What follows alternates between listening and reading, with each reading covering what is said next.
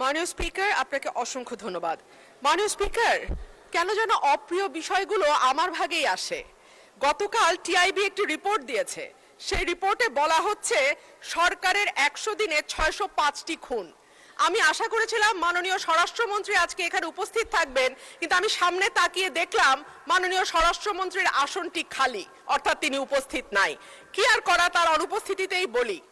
সরকারের প্রথম 100 দিনে দেশে হত্যা, অপহরণ সহ বিভিন্ন অপরাধে উদ্বেগজনক হারে ঘটেছে বলে দাবি করছে ট্রান্সপারেন্সি ইন্টারন্যাশনাল বাংলাদেশ। এই সময় দেশে 605টি খুন, 196টি অপহরণের ঘটনা ঘটেছে বলে জানায় সংস্থাটি।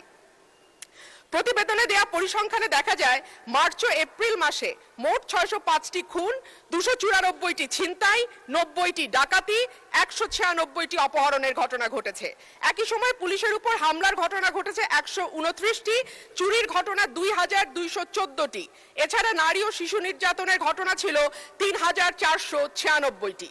আলোচিত সময় ধর্ষণের শিকার হয়েছে 78 থেকে 102 জন, গণধর্ষণের শিকার 30 থেকে 36 এবং ধর্ষণের শিকার শিশুর সংখ্যা 49 থেকে 71 জন। মাননীয় স্পিকার, আমাদের এই পরিসংখ্যানটি স্পষ্ট করে দেয় বাংলাদেশে গত 3 মাসে আইন শৃঙ্খলা পরিস্থিতির অবস্থা কি। আমি বলেছিলাম যে এই সরকারের অর্থনীতি এবং আইন শৃঙ্খলা এই দুটো বিষয়ে যারা মন্ত্রণালয়ের দায়িত্বে আছেন তাদের উপরে নির্ভর করবে 50 ভাগ এবং বাকি 50 ভাগ অন্যান্য মন্ত্রণালয়ের উপরে, যে এই সরকারটি কতটুকু সফল বা ব্যর্থ হবে। আজকে মাননীয় স্বরাষ্ট্রমন্ত্রী সংসদে উপস্থিত থাকলে আমার পক্ষে সহজ হতো আরো স্পষ্ট করে বলা যে এই সরকারের সফলতার 50 ভাগ দায় অর্থ এবং স্বরাষ্ট্রমন্ত্রীর উপর নির্ভর করে।